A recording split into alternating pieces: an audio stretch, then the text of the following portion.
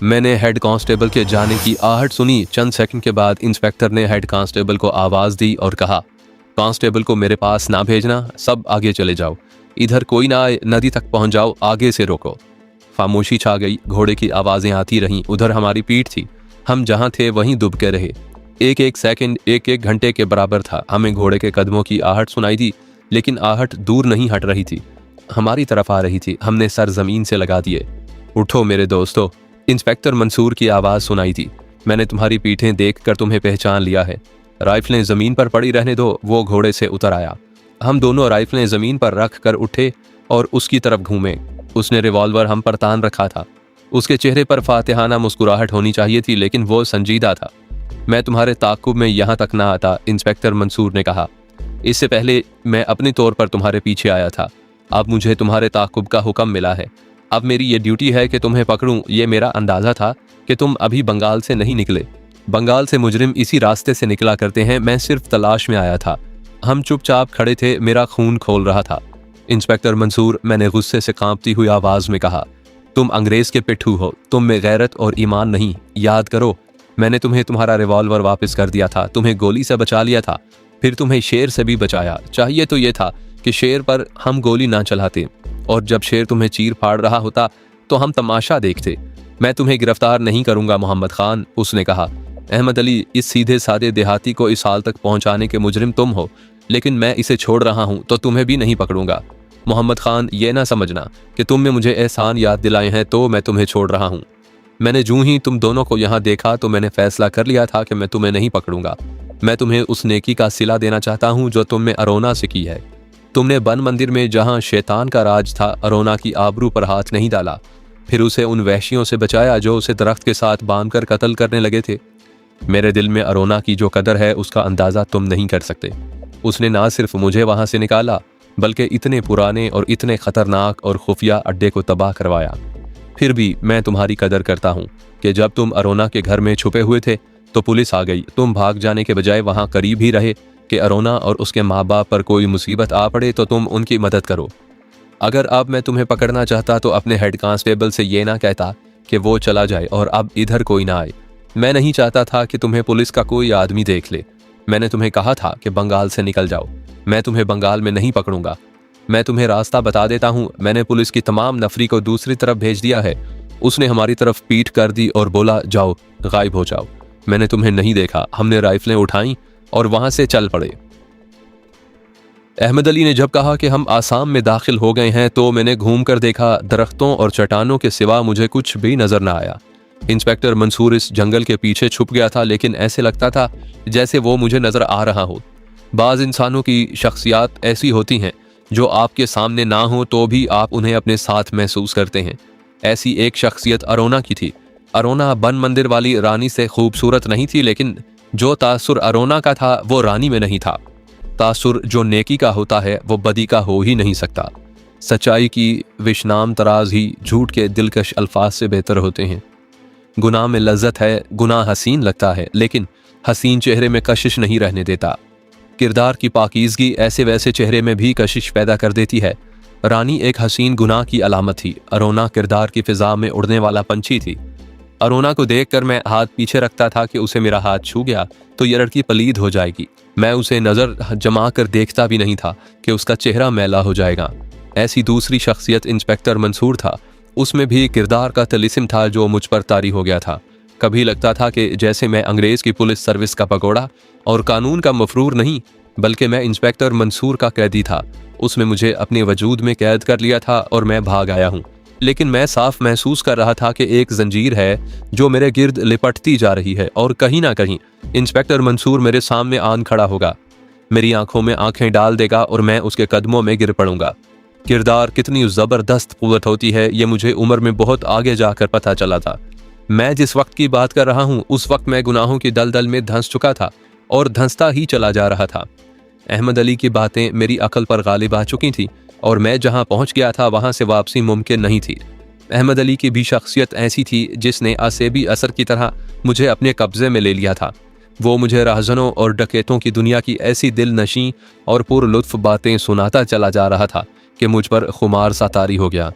कितनी दूर और जाना है अहमद अली, मैंने पूछा। मैं तो पैदल चल चल कर रह गया हूँ। सवारी मिल सकती है खानू, अहमद अली ने कहा। खच्चरें मिल जाएंगी, बैलगाड़ी भी मिल सकती है, पैसे बहुत थोड़े हैं, मैंने कहा। पैसे बहुत हैं, अहमद अली ने कहा, थोड़ा और आगे चलो। सूरज गरूब होने में कुछ देर बाकी थी। हम जंगल में से गुजरते हुए तंग सी एक पगडंडी पर जा रहे थे। आगे जाकर पगडंडी टीकरियों में चली जाती थी, घास ऊंची थी। अहमद अली ने मुझे एक तरफ को धकेला और बोला, छुप कर बैठ जाओ। मैं इस ख्याल से घबरा गया कि अहमद अली को पुलिस नजर आ गई है और वो हमें ढूंढ रही है। कौन है, मैंने पूछा। पुलिस है। चुप रहो, उसने कहा। मुझे घोड़ों की टाप सुनाई देने लगी। अहमद अली कुछ बता नहीं रहा था। घोड़े करीब आ रहे थे। अहमद अली ने मुझे और पीछे कर दिया और खुद भी छुप गया। उसने अपनी जेब से रुमाल निकाला और मुझे भी रुमाल निकालने को कहा। उसने अपना रुमाल तकून शक्ल में तय किया और आंखों से जरा नीचे अपने चेहरे पर इस तरह बांध लिया कि आंखों के सिवा सारा चेहरा ढक गया। उसने रुमाल के कोने सिर के पीछे बांध लिए। उसके कहने पर मैंने भी अपने चेहरे पर रुमाल का नकाब बांध लिया। घोड़े हमारे करीब से गुजरे तो अहमद अली उठ खड़ा हुआ और उसने मुझे भी उठने का इशारा किया। रुक जाओ दोनों, उसने घुड़सवारों से कहा। घोड़े रुक गए। सवारों ने हमारी तरफ देखा। अहमद अली ने राइफल की नाल उनकी तरफ कर दी। घोड़ों से मत उतरो, अहमद अली ने कहा। तुम्हारे पास जितनी रकम है नीचे फेंक दो। मैंने भी नाली उनकी तरफ कर दी। सवारों के चेहरों पर खौफ साफ नजर आ रहा था। दोनों आदमी लिबास से रुपया पैसे वाले लगते थे। उनमें से एक के होंठ कांपने लगे जैसे कुछ कहना चाहता हो। मैं ज्यादा इंतजार नहीं करूंगा, अहमद अली ने कहा। जिंदा रहने की कोशिश करो। दोनों ने एक दूसरे की तरफ देखा, फिर उन्होंने अपनी अपनी कमीज के नीचे हाथ डाले और एक एक थैली हमारी तरफ फेंक दी। उस जमाने में नोट कम और सिक्के ज्यादा होते थे। घोड़े हमारे पास रहने दो, एक सवार ने कहा। हमें बहुत दूर जाना है। अगर तुमने पुलिस हमारे पीछे डाल दी तो तुम दोनों के खानदानों का एक बच्चा भी जिंदा नहीं रहेगा, अहमद अली ने कहा। दोनों ने हाथ जोड़कर वादा किया कि वो सीधे घर जाएंगे और किसी को नहीं बताएंगे। अहमद अली के सर के इशारे से दोनों घोड़े चल पड़े। अहमद अली ने मुझे कहा कि थैलियां उठा लो। मैंने उठाई और खोल कर देखी। उनमें नोट भी थे और रुपए के सिक्के भी थे। कहो खानू, अहमद अली ने कहा, मालदार हो गए हो ना? हम वाकई मालदार हो गए थे। ये कुछ भी नहीं, अहमद अली ने कहा। ये तो बहुत बड़े ढेर में से तुमने सिर्फ एक दाना उठाया है और ये तो थोड़ी सी रकम है। परियों जैसी औरतें तुम्हारे कदमों में बैठा करेंगी। उनके घोड़े भी ले लेते तो सफर आसान हो जाता, मैंने कहा। घोड़े हमें आगे गांव में पकड़वा देते, अहमद अली ने कहा। ये अच्छी नस्ल के घोड़े हैं, बहुत से लोग इन्हें पहचानते होंगे। आज की रात गुजारो, कल से हमारा सफर पैदल नहीं होगा। जब कल आई तो हम किराए की खच्चरों पर जा रहे थे। उसके बाद हमारा सफर कुछ बैलगाड़ी, कुछ किराए की घोड़ियों पर तय हुआ और सफर का आखिरी हिस्सा लारी पर तय किया। हमने लारी में सवार होकर खतरा मोल ले लिया था। आसाम में भी अंग्रेजों का कानून चलता था। यहाँ की पुलिस को भी हमारी इतला पहुंच चुकी होगी। हमें लारी से आसाम के बड़े शहर शिलांग जाना था।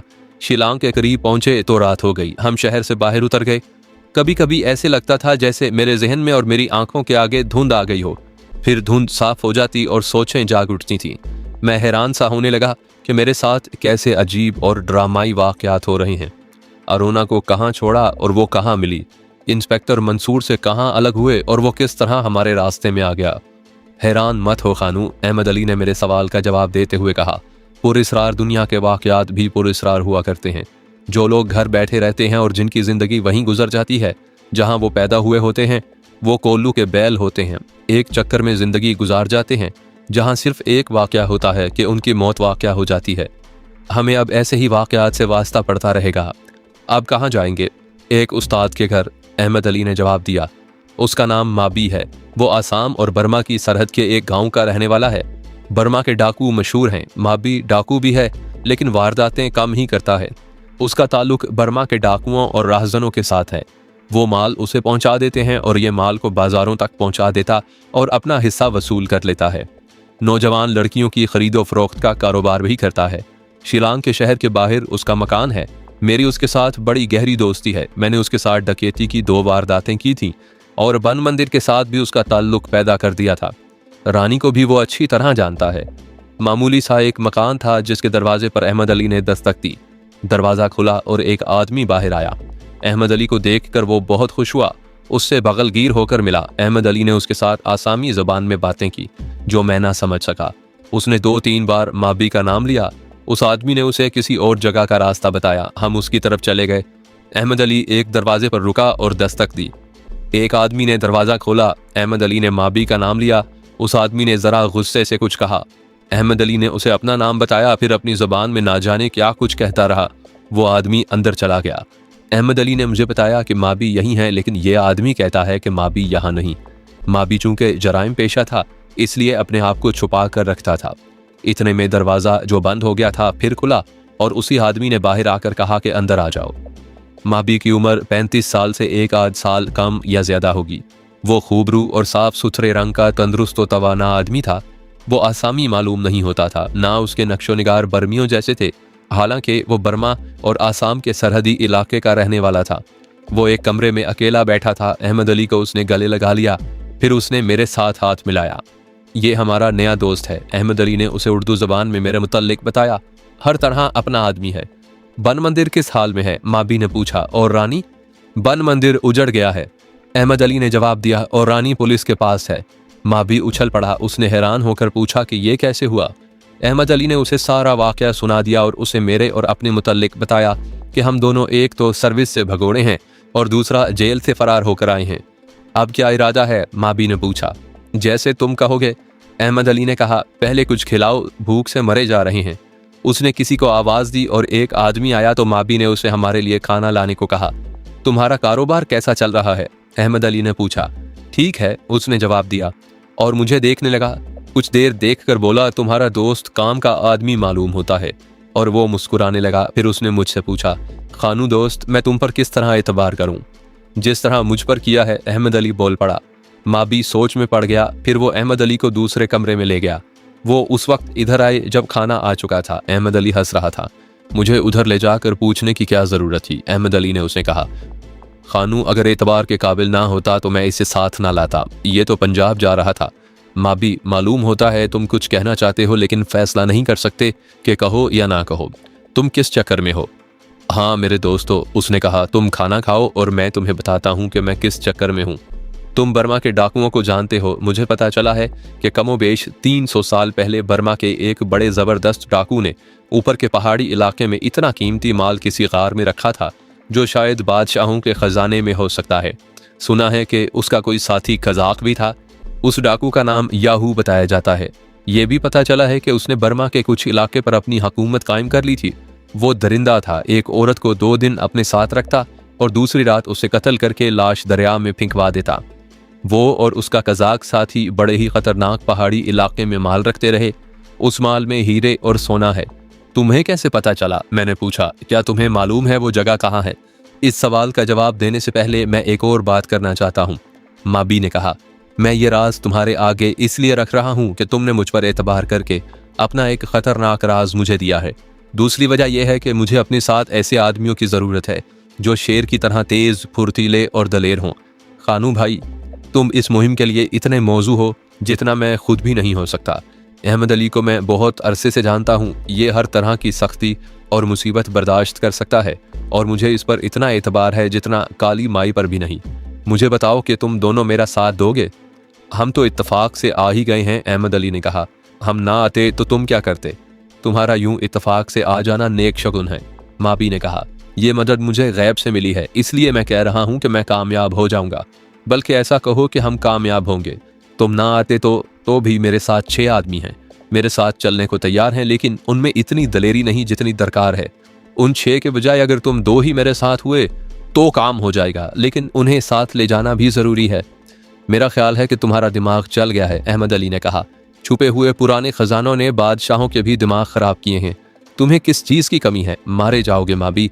हीरे जवाहरात और सोने के बॉक्स तुम्हें भी मिल भी गए तो क्या करोगे? अपनी दुनिया के तुम अब भी बादशाह हो। खानू ने तुमसे पूछा था कि उस जगह की निशानदही किसने की? माबी ने अहमद अली की बात पूरी करते हुए कहा, तुम अकल वाले आदमी हो अहमद अली। तुम में इतनी अकल है कि तुमने अंग्रेज़ों को भी चक्कर दिए हैं। मैं तुम्हें उस आदमी से मिलवाता हूँ जिसने उस जगह की निशानदही की है। पहले तुम उसकी बातें सुन लो, फिर मुझे बताना कि तुम क्या समझे हो और मैं क्या समझूं। माबी ने एक आदमी को आवाज़ दी। वो आया तो उसे कहा कि बायान को बुलाओ। बायान कमरे में आया। उसका लिबास और उसकी शक्ल और सूरत बताती थी कि ये शख्स हम में से नहीं हो सकता और ये माबी का आदमी भी नहीं। उसने एक चादर इस तरह लपेट रखी थी जिस तरह औरतें साड़ी बांधती हैं। उसके बाल लंबे थे और उसने गले में जो हार डाल रखा था उसमें इंसानी दांत थे और छोटी छोटी हड्डियां भी पिरोई हुई थी। अहमद अली ने मुझे बाद में बताया था कि आसाम के पहाड़ी इलाके का कबायली है। और इसने जो दांत और हड्डियां हार की शक्ल में पिरोकर गले में डाल रखी हैं, ये उसके जाती या उसके कबीले के उन दुश्मनों के दांत और हड्डियां हैं जिन्हें उसने अपने हाथों कत्ल किया है। बयान की उम्र का अंदाज़ा लगाना मुश्किल था क्योंकि उसका रंग गुलाबी और बादामी से मिलकर बना था, जो बहुत अच्छा लगता था। उसके बाल भूरे थे और आधे बाल सफ़ेद हो चुके थे। चेहरे पर जवानी के आसार अभी बाकी थे। उसे बूढ़ा कहा जा सकता था, लेकिन इतना बूढ़ा नहीं था कि कमर झुकी हुई हो या उसकी चाल में कुछ फ़र्क हो। अलबत्ता उसके चेहरे और अंदाज में संजीदगी और बुजुर्गी थी, जिससे पता चलता था कि ये कोई मामूली आदमी नहीं। मेरे अंदाजे के मुताबिक उसकी उम्र 50 से ज़्यादा और 60 से कम थी। बैठ जाओ बयान। माबी ने उसे अपने पास बिठा लिया और हमें कहा, ये है बयान, इसका नाम कुछ और है। इसे बयान इसलिए कहते हैं कि यह अपने कबीले का मजहबी पेशवा है, जिसे ताजीम से बयान कहा जाता है। ये मर जाएगा तो इसकी गद्दी पर जो बैठेगा वो भी बयान कहलाएगा। माबी ने बयान से कहा, ये मेरे बड़े प्यारे दोस्त हैं, इसी काम के लिए आए हैं। मैंने इन्हें बड़ी दूर से बुलाया है। अब मुझे कोई ख़तरा नहीं रहा। उन्हें उस जगह के मुतल्लिक सब कुछ बताओ। मैंने देखा कि बयान के चेहरे पर कोई और ही रंग आ गया। उसने पहले मुझे, फिर अहमद अली की तरफ देखा। उसे शायद गुस्सा आ गया था। उसने अपनी ज़बान में बातें की जो अहमद अली मुझे साथ साथ उर्दू में बताता जाता था। तुम मुझसे उस जगह के मुतल्लिक पूछना चाहते हो जहाँ कई सदियों से ख़जाना रखा है? बयान ने हमसे पूछा, क्या तुम माबी के साथ ऐसी मौत मरने के लिए तैयार हो जो तुम्हें तड़पा तड़पा कर मारेगी? हमने माबी की तरफ देखा। माबी ने कहा, यह मुझे भी डराता रहता है, लेकिन तुम जानते हो कि मैं डरने वाला आदमी नहीं। उसने बयान से कहा, इन्हें उस दौलत के मुतल्लिक बताओ बयान। ये हर तरह की मौत मरने के लिए तैयार हैं। मैं माबी को बता चुका हूं कि वहां की मौत कैसी होगी। बयान ने कहा, अगर वो दौलत और वो सोना आसानी से निकाला जा सकता और उसमें कोई हैबतनाक खतरा ना होता, तो अब तक मैं वो खजाना वहां से निकाल ना लेता। पहले उस जगह का राज सुन लो। दूर ऊपर पहाड़ी इलाके में जहां जंगल हैं और जहां से कोई इंसान नहीं गुजरता, एक वादी ऐसी है जिसकी पहाड़ियां स्याह रंग की हैं। पहाड़ियों के दरमियान कहीं 40 कदम और कहीं 50 कदम खुली जगह हैं। उनमें से बाज बरसाती नदियों के पाट हैं। बारिशों के मौसम में वहां से बड़ा तेज पानी गुजरता है। और बाज वादियां ऐसी हैं जिनमें गहरे और कम गहरे खड़ और छोटी बड़ी टीकरियां भी हैं।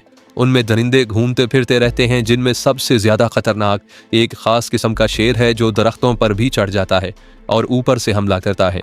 पहाड़ियों के दरमियान कहीं कहीं पानी जमा रहता है जिसमें छोटे मगरमच्छ रहते हैं। कहीं तंग सी झीलें हैं, उनमें सांप भी पाए जाते हैं जो रहते पानी में हैं और खुश्की पर भी आ जाते हैं। पानी में रहने वाले अजदहा भी हैं जो तुम्हारे सिरों जितने मोटे और 15 हाथ लंबे होते हैं और 20 हाथ भी। उनका रंग ऐसा है कि कहीं बैठे हुए हों तो उनकी मौजूदगी का इल्म नहीं होता। पता उस वक्त चलता है जब वो इंसान या किसी जानवर को झपट कर मुंह में ले लेते हैं। वो शिकार को सालम निगल लेते हैं। जूं जूं आगे बढ़ते जाओ, खतरात बढ़ते जाते हैं। एक चट्टान के ऊपर ऊपर से गुजरना पड़ता है जो दुश्वार और लंबी होगी। उस पर सिर्फ पाँव रखने की जगह है। ज़रा सा पाँव फिसल जाए तो इंसान लुढ़कता हुआ नीचे आता है। उसकी जान रास्ते में ही निकल जाती है। ऐसे समझो कि एक बहुत ही ऊंची दीवार है जिस पर तुम चले जा रहे हो। उस पर कोई दरख्त नहीं, सिलें उभरी हुई हैं। एक और जगह एक चट्टान इसी तरह दीवार जैसी है, लेकिन उसके नीचे कुछ नहीं। ये कुदरती पुल बना हुआ है जिस पर एक आदमी बड़ी मुश्किल से चल सकता है। उसके नीचे पानी जमा है जिसमें छोटे मगरमच्छ रहते हैं। तो उस कुदरती पुल से गुजरना खुदकुशी के बराबर है। इससे आगे गोल मैदान है जिसके दोनों अतराफ पहाड़ियां हैं। उसमें घास और खड़ हैं। तुम कितना कुछ बचकर चलोगे। वहाँ एक एक दरख्त पर कई कई सांप हैं। ये उन लोगों की बदरूहें हैं जो इस खजाने की तलाश में आए और मारे गए। ये बदरूहें रात को रोती हैं और दिन को सांपों की शक्ल इख्तियार कर लेती हैं। अगर तुम उस जगह से जिंदा निकल जाओ तो उस गार तक पहुंच जाओगे जिसमें सोने और जवाहरात और ना जाने क्या क्या है। क्या तुम वहां तक गए हो? अहमद अली ने पूछा। मैं वहीं से आया हूँ, बयान ने जवाब दिया। मैं वहीं का रहने वाला हूँ। मैं उस जगह का रखवाला हूँ। वहाँ नागीन नाम का एक कबीला है। मैं उसका मजहबी पेशवा हूँ। उस इलाके के आगे नागा कबाइल की दुनिया आबाद है। वो मादरजाद नंगे रहते हैं। हमारा कबीला नागाओं से ही निकला है, लेकिन हमारे आबाओ अजदाद उस खित्ते के इस बेहद ख़तरनाक हिस्से में रहते चले आए हैं। इस जगह का तहफ़्फ़ुज़ और इसकी पूजा एक विरसे की तरह नामालूम कितनी सदियों से नस्ल बार नस्ल हमारी ज़िंदगी का मकसद चला आ रहा है। मेरा बाप ये राज मुझे सौंप गया था, उसे ये राज मेरे दादा ने सौंपा था। हमारा कबीला जो नागाओं से निकला है उन्हें भी इधर से नहीं गुजरने देता। नागे इधर आते ही नहीं क्योंकि इस जगह को सब मौत की वादी कहते हैं। फिर तुम ये राज हमें क्यों दे रहे हो? मैंने पूछा। ये भी एक राज है जो मैं नहीं बताऊंगा, बयान ने कहा। मैं तुम्हें वहां का रास्ता कागज पर बना दूंगा, लेकिन खुद साथ नहीं जाऊंगा। मैं अपना फर्ज समझता हूं कि तुम्हें खबरदार कर दूं कि तुम वहां से जिंदा वापस नहीं आ सकोगे। तुम यकीन नहीं करोगे कि मुझे जंगली समझकर शायद हंस पड़ो, लेकिन मैंने इस वादी को जिस तरह इंसानों को निगलते देखा है, इससे मैं उस हकीकत को झुटला नहीं सकता। सदियां जो गुजर गई हैं, इस मुद्दत में कोई ना कोई इस खजाने को निकाल ले जाने के लिए आता रहा। उनमें से बाज हमारे कबीले के तीरों का निशाना बन गए, या अजदहा या किसी मगरमच्छ के पेट में चले गए, और जो खजाने वाले गार के दहाने तक पहुंचे वो ना जाने किस तरह मर गए। उन्हें बदरूहों ने मारा होगा। अगर तुम उस कबीले के मजहबी पेशवा हो तो हमारी मदद कर सकते हो। अहमद अली ने कहा, मैं तुम्हारी जो मदद कर सकता हूँ वो तुम्हें बता दिया है। उसने कहा, मैंने तुम्हें बता दिया है कि मेरे इलाके के एक गार में इतनी ज्यादा दौलत पड़ी है जिससे तुम सारा हिंदुस्तान खरीद सकते हो। और अब तुम्हें यह भी बताना अपना फर्ज समझता हूँ कि तमा और हवस वो दुश्मन हैं जिन्हें इंसान अपने सीने में पालता रहता है और समझता नहीं कि ये जहरीले सांप हैं जो एक ना एक दिन डंक मारेंगे। मगर उससे पहले इंसान एक दूसरे के दुश्मन बने रहते हैं, एक दूसरे को डसते हैं। तुम तमा के अंधे किए हुए लोग हो, क्या करोगे इतनी दौलत? माँ भी डाकुओं का उस्ताद है, तुम इसके दोस्त हो, तुम भी इसी के शागिर्द मालूम होते हो। तुम समझते हो कि तुमने जो राइफलें उठा रखी हैं ये तुम्हें दौलत से माला माल कर देंगी और इनसे मौत भी डर जाएगी। हमारी तरह अपनी असलियत में वापस आ जाओ। अपनी आंखों से तमा और हवस की पट्टियां खोल दो कि तुम्हें कुछ और भी नजर आए।